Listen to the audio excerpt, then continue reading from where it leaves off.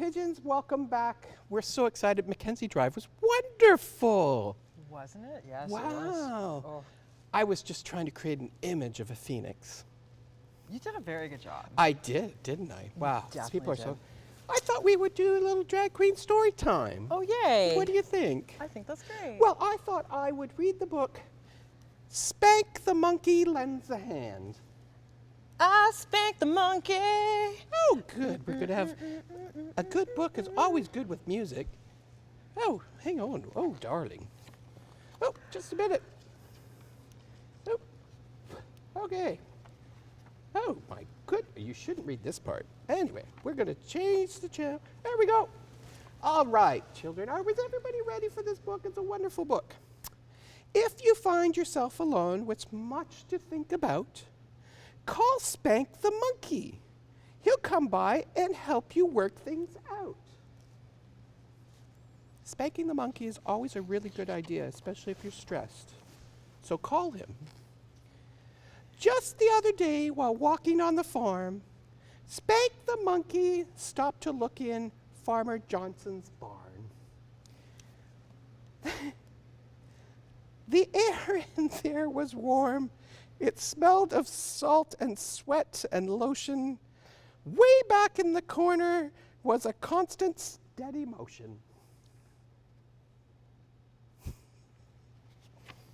Well, the pages are a little sticky.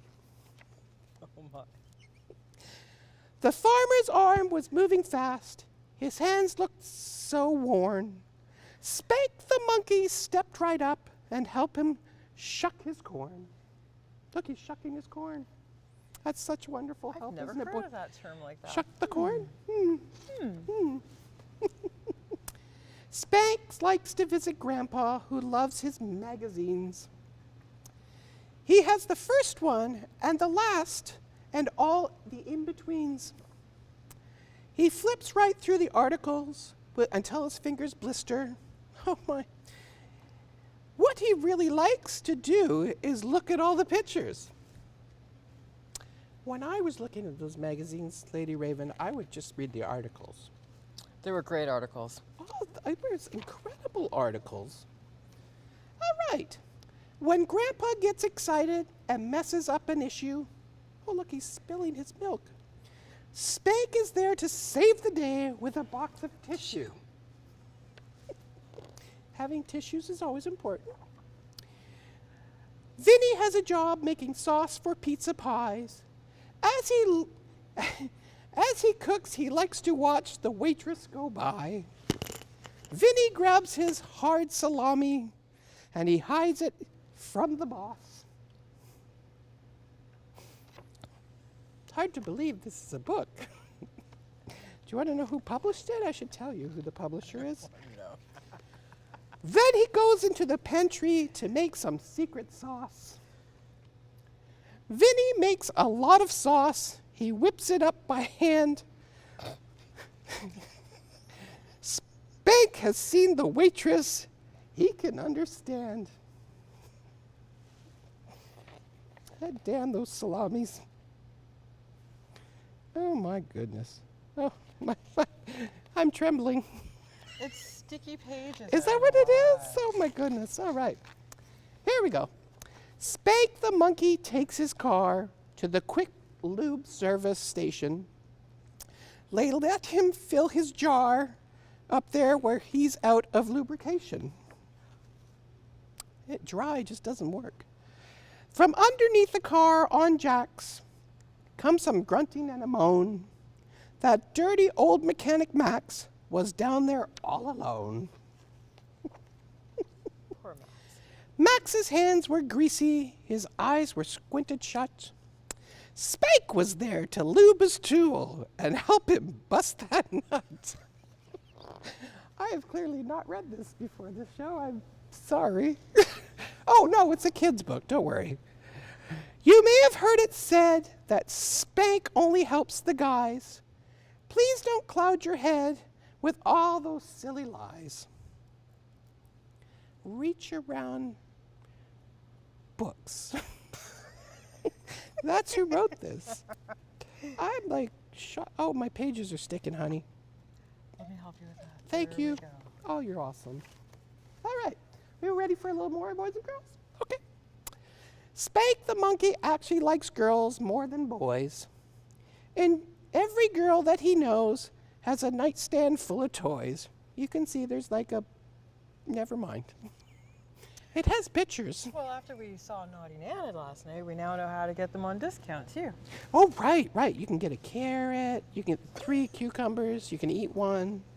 Right, I remember it. It was a wonderful little chat. Banker finger. The banker finger, oh my goodness. All right. Annie plays the flute all day in the marching band. She knows that when the day is done, Spank will lend a hand. Spanky's so helpful. When Annie goes to bed at night, her face is all aglow, 'cause Spank the monkey's gonna have a finger puppet show. If you're not laughing at this, there's something wrong with you. Oh my goodness. Who writes these books? I mean, it is a children's book. It was in the children's section. It is a children's book. Right. As the satin curtains drop, she thinks, I'm a lucky girl. Spank opens with her favorite scene, polishing the pearl. Oh my goodness. And that's a nice pearl necklace you have. I have a nice pearl necklace. We should all have a pearl necklace. You all should get a pearl necklace. Annie dims the lights and makes sure the door is locked. Then Spank the monkey oils her flute and puts it in her box. You have to lube your instruments, boys and girls. It's very important. Lube, lube, lube. This book is out of pages, so that's where the story ends. Spank will be back soon enough to help out all his friends. Oh, isn't that just such a wonderful story, Lady Raven? That was a very nice story. I want to go to bed now. Spank the monkey is so helpful, especially when he was getting like the flute lubed and all that good stuff. All the good stuff. I think I've learned a few things. Have you learned a few things? I have. I'm so excited right now. I'm just beyond anything. Tickled pink? I am tickled pink. It's like going down the sin cave and ringing the devil's doorbell. Anyway, we should probably talk. We're going to have a little spill the tea session, aren't we? We are going to have a spill the tea are. session. With Which is so exciting, right? Because it's such an exciting artist and, oh my God, the life story. Yes. Were you able to, you were reading the book, weren't you not? I was reading her book, Bif Naked, yes. Yes, it's a wonderful. Well, you know what? This is the best way to put it. One of the top 150 Canadian artists for the last 10 years has done all kinds of work and advocacy, Advocacy, yep. especially around LGBT and equality, which I think is very exciting. But the life story, Pigeon, oh my goodness, it's And just she's such an inspiration. such to an boot. inspiration. Yes. We would like to welcome Bif Naked. Hopefully. Oh my goodness, look, I'm gonna get up. Oh, look, it's Bif Naked. That's so exciting. Hi, Bif, how are you? Oh my goodness. Hello, my dear. Come on and have a seat. Hello. Oh my goodness, you're so Hello. looking so Hello. wonderful. Hello. Oh Hello. my goodness. Hello. We're so excited to see you. Thank you. It's such an honor to be here. I mean, my God, it's incredible. Oh, we got to get right into this. I heard a rumor. Tell me. All right. I also This heard I a have rumor to that hear. I've also heard a rumor that you have a new album coming out. I do. Right. I do. That's yes. very exciting. Yes, it's very exciting. It's called Champion. The first single was released on Valentine's Day, of course. And well, we've got another single kind of waiting in the wings, and hopefully before Christmas we'll put it out. God, that's amazing. Oh, Jim, Jim was wonderful. Thank Yes. you. Thank you. Wonderful. If you don't, it's on YouTube right now. So if you Yes. need to check it out. Jim by Bif Naked. It's real simple, easy to find. Takes 3 fingers. Oh, of course it does. That's right. Of course. If you're gonna do it right. That's my right. theory, yes, right? Yes. I Um, like that. I do have to ask, when you were young, I saw an interview with you where you were really a big kind of rock star. You had an idol, a few idols that you just kind of chased around to check out. Like you snuck into the bars when you're underage so you could see their music. Yes, I did. Oh my goodness, we've all done it, honey, don't worry. I know, it was, and now when I tell stories, I always say that I was already an adult when I snuck into those bars because the parents of the kids don't want me to tell them how old I really was, but yeah. Okay, we'll keep that a secret. Yeah, it's nice to be young. It was so nice to be young. Right? Yes. Right? What's that band's name to start with an A? It was an A. Yeah. Anvil? That's it, yeah. Yes. Oh my. I know, his lyrics were what got me. Was it? So was that kind of like an inspiration for you? Definitely. I didn't see a lot of other women at the time, at least not in the town I lived in. So it was a lot of fun to be able to try and imitate these male singers and as I felt, I wanted to be a female front man. Right. And it seems to have worked out. Well, I just never went back to school. This is all I've ever done. So I love it. I think that the performing arts is the most wonderful job for anyone. Right. I actually also think maybe we have something for you around that. I think. Oh, okay. Oh, never mind. That was somebody in my ear. Oh. I'm hearing my voices. I'm just fine. The devil on the shoulder. Of course. And of course, I'm sure they'll let me know. But we'll get back. We're going to come back to Anvil because I think that's important because that's a big inspiration for you. And I think people need that inspiration, Yes, especially they during do. these times. Yes, absolutely. Now, I recall that I believe you wanted to go into acting initially. I did, and it just didn't work out. I was in theater, studying theater in university, and met these guys who had a band, and that was it. I went and sang for their band, and we went on tour. Gorilla? Yes, and I never returned to my studies. I lied to my parents and told them I was going to school every single day, which I wasn't. I was in an arcade playing video games and going to band rehearsal, and well, I've never returned to school. U of W, I dropped out as a first-year student. What did you start to take? Theater, Theater. of course, and musical theater. Musical theater. Yeah. Nice. And you did ballet too, right? I did ballet for 13 very long, excruciating years. Yeah. Hard on the feet. Yeah. Yes, it's very hard on the feet, but I don't know. I think now I would like to get back into it, but I think boxing would be more fun. I don't know. Ballet is wonderful. Can I just ask a question? When, yes. when you were young, so sneaking into those places so you could see those bands, who made the biggest impression and what place? Who made the biggest impression? I would say, honestly, Dee Snider. Twisted Sister. Yes, from Twisted Sister. We saw him perform live at the Winnipeg Arena, opening for Iron Maiden on the Power Slave tour.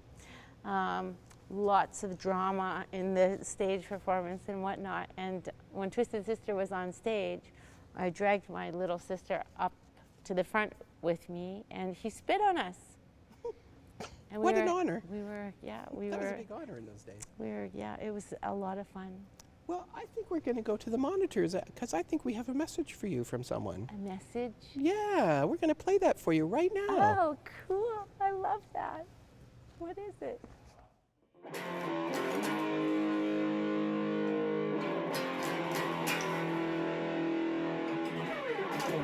Hello everybody, Lips from the band Anvil here. I'd just like to do a nice shout out to Bif. She's awesome. I'm a fan, been a fan for quite some time now. All right, have a good night and we'll see you again. Thanks, bye. Adorable. Oh, I love that. I love you, Lips. I love you. I love you. That's amazing. That made my whole year. Well, we were talking to him and he said, "Oh, can I send a message?" We're like, "Sure." Amazing. Yeah, That's yeah, amazing. Yeah, no, he's wonderful. Yeah, how nice. Maybe you should Thank talk you, a little thank bit you. about your book. I think that's really inspiring, the book that you've written. Thank you. You know, I didn't want to write a book. My manager kind of badgered me into it, and I kept teasing him, saying, well, because I didn't croak from tit cancer, you think that people want to hear my life story. And that's kind of how it happened. And we were lucky enough to work with HarperCollins, but on my manuscript, they basically wrote libel, libel, libel on many of the pages. So my book was a lot smaller than what was actually written. You know, misadventure and whatnot as a young person. But I felt really happy that my father was alive and I could interview him and my parents' story for the book. That was really important to me. Your book was your book was so inspirational, and I can see it being inspirational to, even the next generation of kids that are coming out, in the sense that, you know, they're like trying to figure out their identity, and the struggle and not fitting in, you know, and how do I and all this stuff. Because your book, even though you've encountered so many challenges, you're like the phoenix, you rose above, and you're the survivor, you know? Thank you. And yes, I can see that book being such an inspiration. Just so like my generation, well, our generation, the newer generations. Yeah, thank you. Yeah, it was, I don't know, I think everyone is a survivor, honestly, that has survived a lot. You know, it's hard being a person. Like literally, it is hard being a person in this world. And I think that every single one of us has a story of incredible resilience. And, you know, we can all basically still live our dreams no matter how old we get. You know, if we've survived this long, we can keep going. And I just always believed that. And hopefully, you know, hopefully everybody thinks that way, or at least gains their inspiration from people like Lips, or reading a book, or just seeing something like this on Facebook and YouTube. Right. I think we've got a few viewer questions for you. Oh, very nice. All right, let's go with our first question. Where are they from? So where are you from, Bif? Oh, where am I from? No. Oh, I'm like, Where's what? the person from? I was like, no, I'm good. that was my bad. Ange would like to know, what is your favorite video game? My favorite video game was Tetris. I loved Tetris. I was lousy at everything else, but I loved Tetris, and mostly because at the arcade that I went to, it was easy. It was in a spot in the arcade where, you know, we were close to the entrance and the exit, so it was a high visibility area. Very important to us when we were 14. Arcades were extremely important. Yes. I remember it well. I stole money out of my mother's purse so I could go. Oh my gosh. I cut classes so I could go. Yeah. Right? The $10 worth of quarters. Man, I played all day long. I just got Amazing. good. It only cost me a couple. Oh, really? Yeah. Oh, I was terrible. I wasn't very good at it. No, I didn't No. stay very long, but it was great. So, like, what's like one of the things we've said often, and we hear that question often, and I maybe you're a little tired of it, but you're always very upbeat and very positive. Like, how are you staying that way? Because it's incredible. Your life story is an incredible journey that's brought you where you are. I don't know. I think everyone has a story. Everyone's story is a book, really and truly, because one person's journey takes so many different twists and turns. We don't know everybody, all these strangers we don't know. Their story is equally as remarkable as anyone's.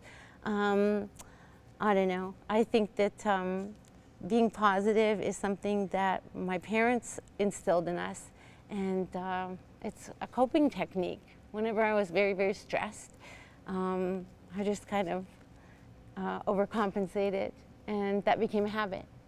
And now I just do it because it just feels good. And generally, it's really genuine. I can't complain, you know? I think that's the bottom line. I always say if you have a sandwich and you slept and woke up when you're dry, and you're still standing upright, you know, and able to, you know, brush your teeth and look in the mirror, I don't know. I think you can keep going. I have a question from a viewer. And the question is you did Purge in 2001. Yeah. Yeah. How So does long that, ago. right? No, it's not long ago at all. What is the influence of that music on the stuff you're doing today? Purges, I mean, wow, it was such an interesting time in my life. To be honest with you, I was an emotional nightmare when I was 30. When I was heading to 30, I was a very dramatic young woman. It might be surprising as an artist. But now I find that even those songs from all of those records, I still cry when I sing them. I still feel them absolutely in my blood, in my bones. Every time I sing them, I can't really, I guess I'm not a good actor. You know, I can't really pretend that it's not meaningful. And the songs that we wrote for Champion, for example, I always know that a song is going to affect the audience the way I want it to if I cry when we record it or if I cry when we're writing it. I just, you know, it's those emotions I think that everyone can relate to. And so Purge is a very special record to me.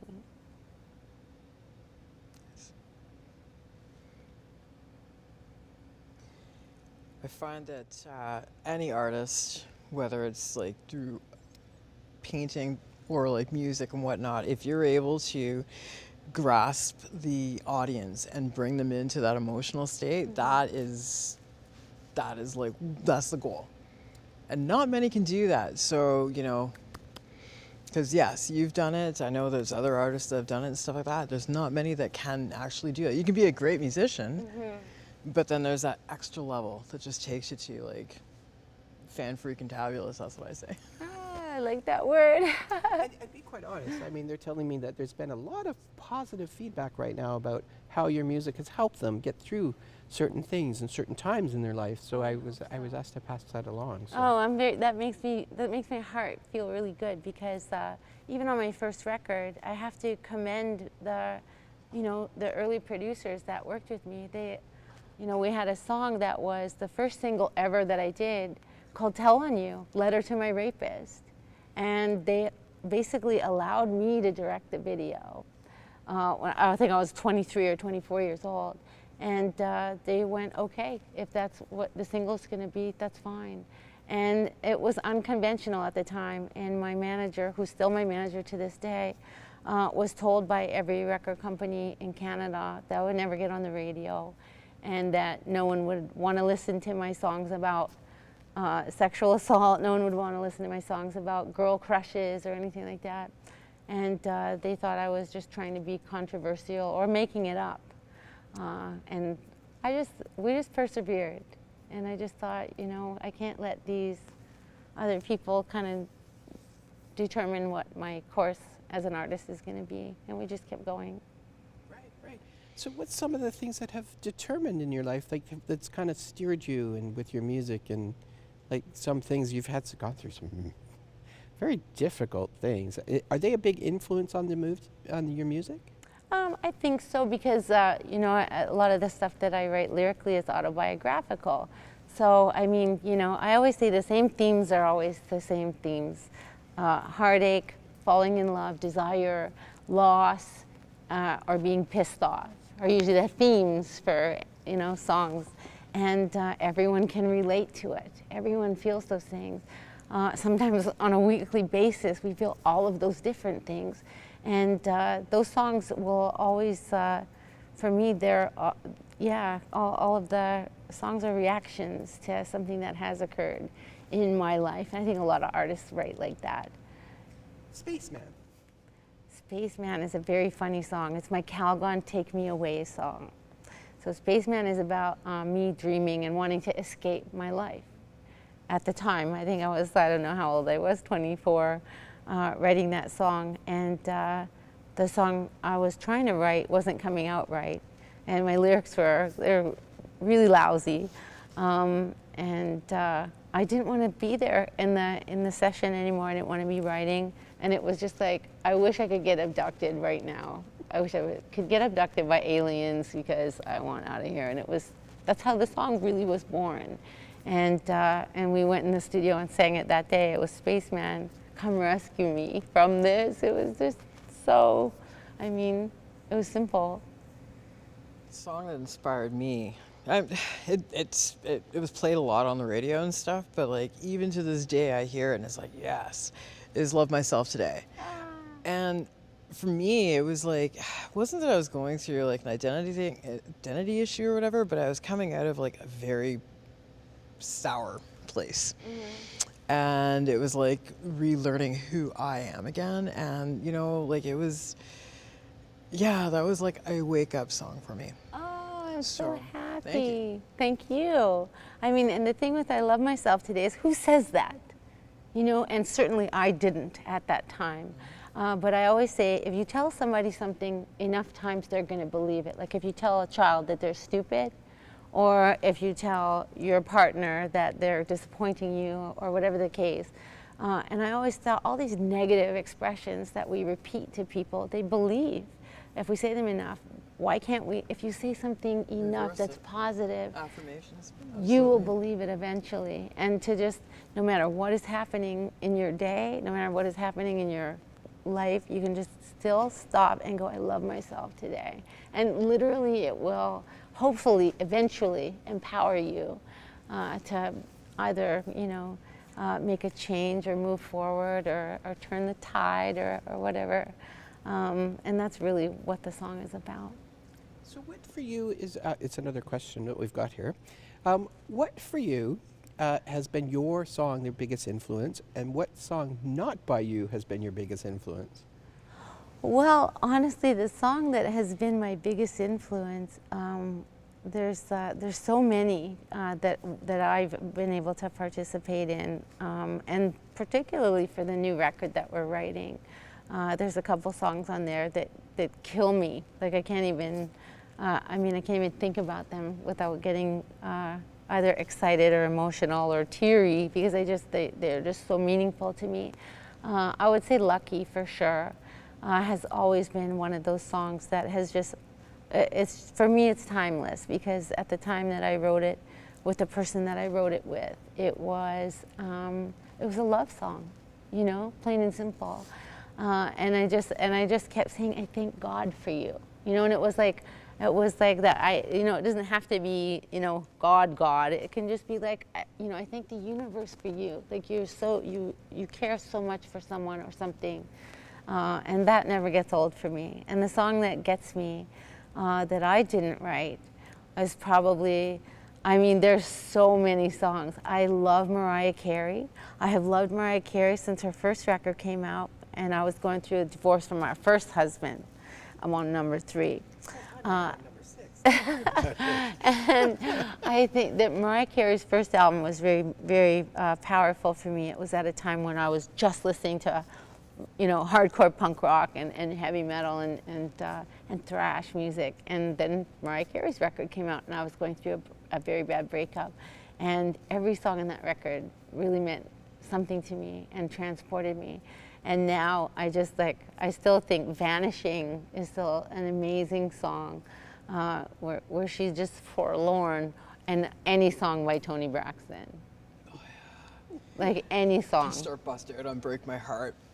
Any song. And this is, of course, you know, this is Babyface Productions, and it's just like, it's timeless. It always gets me.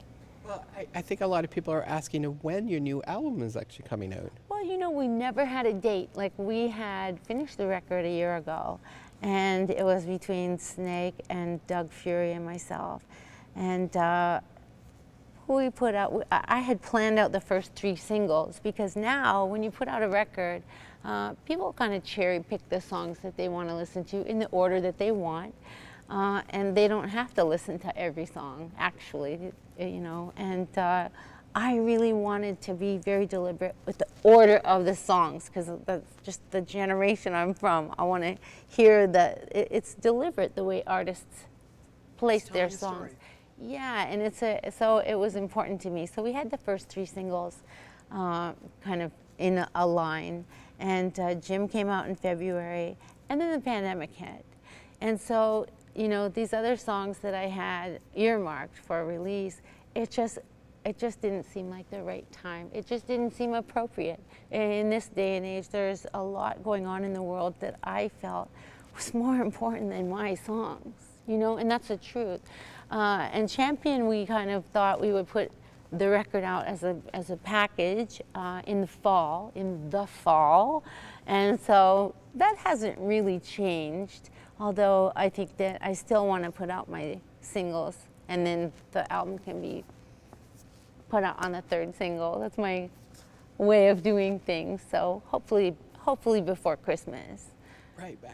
We have no idea what's going to happen. No, we don't. No. It's been a year of just so much change. It's been a year of change, and I think that it's not a moment in time. It has changed all of us in the direction that our society is going toward in both, you know, sides, in both ways, good and bad. And I just think it's fascinating. These are amazing times that we live in. What a time to be alive. What a time. Well, and I think there's a change coming too. I think people have realized how vulnerable we really are as a society. Absolutely. And I think that's definitely, and I know you're a very big advocate around equality and, you know, hope making sure so. people get help and what Yes. they need. Well, and the thing with this year, 2020, has really exacerbated a lot of the problems that exist. And so that hasn't changed. And it's made it kind of worse. It's made it more evident. It's amplified it. Yes, it has. And I just think that, I wouldn't want to be a person working in government right now, because unless they really lead with their heart, we're going to be pissed off, because it's just not going to be good enough. Oh, I think we've been pissed off once or twice. Yes, yeah, absolutely. That's why it's so important to vote. Yes, Get out and vote. yes. So important. You were with the show Buffy. Yes, we were very fortunate to be on an episode of Buffy, and that was a treat. That was a big thrill for us, because we were in the middle of a tour, so it really broke up the tour, having to fly to California and film that show, that episode. And we were also fans, so the staff, like meeting Sarah and meeting just everyone, the crew, like everyone, and they had snacks. They had, like, you know, it was just like so much fun. It was such a wonderful experience. And we felt like we were seeing how the other half lived. I mean, they were famous. They were just like these famous actors, you know, and being in a closed set with all those extras. And I mean, it made a big impression on us. And I mean, Buffy is an iconic, it's an iconic show. So it was a really lucky thing.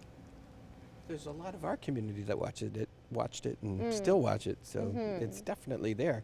Yeah. Touring, it's not that easy, is it? Touring? Yeah, being on tours. I mean, it's a wonderful experience, but it's Yes, it's it not. is. It's a grind sometimes. Well, you know, I didn't really think it was a grind until I was diagnosed with breast cancer. I had been on tour straight through. I had never had a vacation, and I was 36 years old, and I had been on tour since I was 18. So in a way, I always say it's a really vaudevillian kind of lifestyle, but it's just a different type of a life. You know, it's like being in a circus in a way. But how can it not be the most beautiful life ever? You get to perform every night. And, you know, even if you only connect with one person in an audience, and I'm sure a lot of comedians will say the same thing, if one person laughs at your joke, you're elated. Like, there's no other way to describe it. And that is the truth for us, too.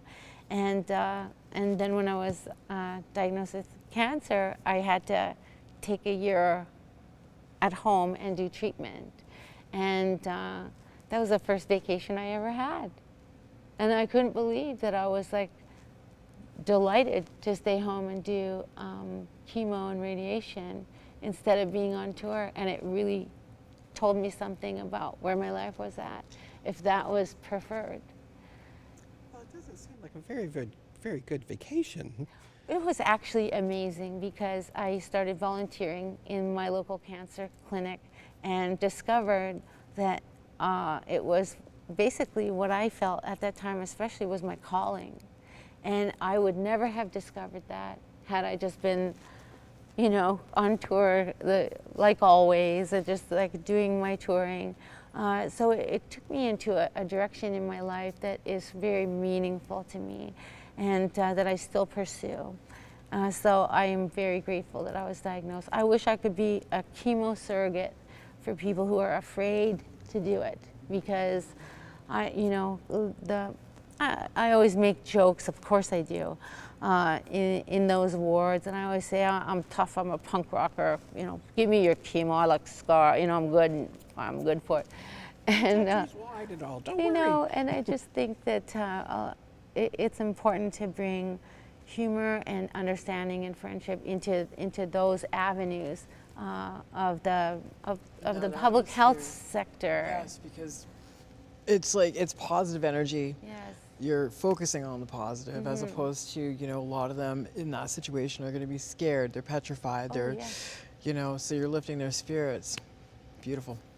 I mean, I hope to, and I still hope to do that as You I do. move forward in my own life. Well, it seems, according to the comments that we're getting, that there's a lot of love being expressed for what you do and the inspiration that you're. Yeah, so I think that's really. I think people need to share their experiences, because that Yes. does make a difference for other people, and it helps people understand what others are going through. 100%. So hopefully more people start to do that. Well, I think that, again, this year has been transformational for a lot of people in remarkable ways. And I think that people have come to understand one another a little differently and a little better. I think that there are a lot of people who are more compassionate in 2020. Even though your news feed may not seem like it or indicate it, I really believe that. I believe that this year has really turned everyone's life upside down. And as a result, people have had to rebuild and rethink and reframe what life is going to be like moving forward. And I have a lot of faith in people. I have a faith in this society. I do. And I have faith in this country. Damn it, I do. Well, I think generally people are good. I think people make some bad choices, but Certainly. I don't think there's bad people. No, so to and that speak. people are good, but bad people also think they're good. But I mean, you know, ultimately, I don't know. I always say, how can, you know, there's a lot of, people are very polarized, especially when it comes to government and politics right now in Canada, and I'm quite obsessed with it. But I just think that, you know, if we want to lead with our hearts, if we want to be compassionate people, that means also not just listening and learning. We have to be willing to forgive people for their faults, because everybody is human and everybody makes mistakes, all of us, and we're all going to make mistakes. We're all going to stumble and keep stumbling and flailing, and certainly the leaders we have currently in office are stumbling.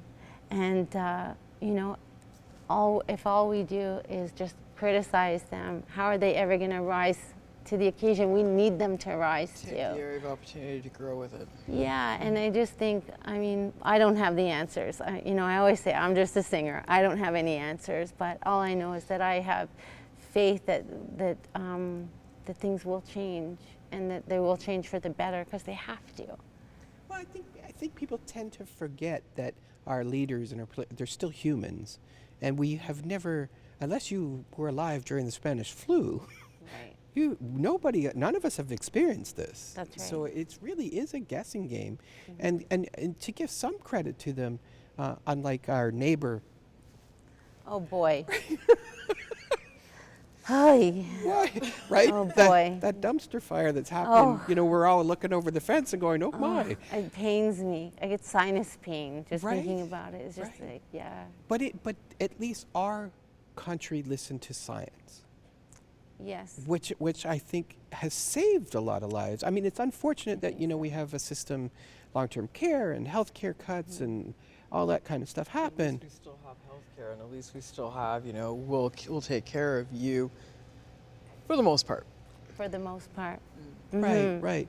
But the sad side is there's some people that don't have anybody in our country, and that I think is something that has to end. Like, everybody needs a home. Everybody needs someone. Oh yes, 100%. Yeah, there needs to. Yeah, there's so much that needs to be done, of course. But That could be for a whole nother show we could do later on. I'm there. Right. You just call me. I'm there. So you're actually going to do some performing. So why don't you just tell us a little bit what your plan is? Like, kind of give us an idea of what you're going to do tonight, because we're all like, I was going to say I'm wet, but not. It's sweat. I'm schwitzing. It's the lights. It is really sweat, I swear. Schwitzing, sweating, schwitzing. I'm schwitzing. I'm schwitzing. I am schwitzing. But we're very excited because, Thank I mean, you. this is just, I know for North Bay Pride and talking to Clifford and everybody when we were talking about this, how quick you responded was like it was like we asked and it was like, next day it was like, okay, I'm in. I'm honored to be here Yeah, and celebrate with you. And I think that it's amazing that you are still having a platform to have pride, and so that the whole community can celebrate together. Nobody's allowed to be in here next year. But for now, I just think this is just really beautiful. I think it's beautiful the way you guys have done everything, and you know, it's important. People from the UK, or not UK, Yukon, commenting based on last night's. Amazing. Show us like the fact that, like, you know, pride usually happens within the cities and stuff like that. Sure. Going virtual, I mean, although it's not our choice, but going virtual has opened us up. Yes, And which it's is beautiful. amazing. Absolutely beautiful. Yes, and that's something for everyone to celebrate. And like you said, you know, pride is political. You know, it is still a fight and it is still a struggle, and there's still lots of work that we have to keep doing.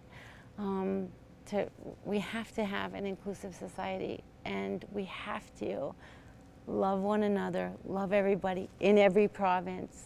You know, it's just there's a lot that needs to be done, and Well, I'm just gonna be here fighting.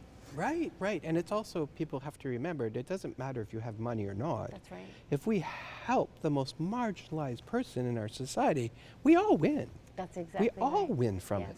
Like, because it makes us all better. And I just don't understand why not everybody gets it. Well, shows like this help, and having pride in smaller communities is always a really important factor. So, I think we're going to have some music, and I'm really excited. I know it's acoustic, which is, I think people have to understand acoustically is just as difficult, but I think it's beautiful. Thank we you. we did watch your sound check a little bit earlier. Like, yeah, we were sneaking around. Oh, very good. Yeah, so I'm excited. I've just been thrilled to actually have you here, and I know who's with you. So I have Snake and Doug Fury with me. They'll be accompanying me on guitar. And of course, you know, Doug is from London, and Snake is from Cranbrook, British Columbia. And they're here in North Bay. It's Snake's first time in North Bay. And Doug and I both remember playing here for various frosh weeks over the in the 90s. But I prefer to play acoustically a lot of the time, because it just is, it's almost more truthful in a way, because it's how the songs were written. All the songs were originally written on acoustic guitar with vocal. And so it's nice to be able to do that. So I was absolutely thrilled Well, to I come. sing back up in the car for you. so- You're welcome to sing back up anytime. No. I sing back up, but it's usually in a traffic jam. I roll down my windows and I was like, that's right, pigeons, you're all front row. Very good. I'm going to start doing that. Well, we're going to take a quick break and get everything set up for you, and we're so excited, and we're so thankful to have you here in North Bay and Pride and being part of our community, and you're just wonderful. As are you. Thank you for having me. All This right. is an honor. Okay, pigeons, we'll be right back after these few messages while we get set up to see Bif Naked.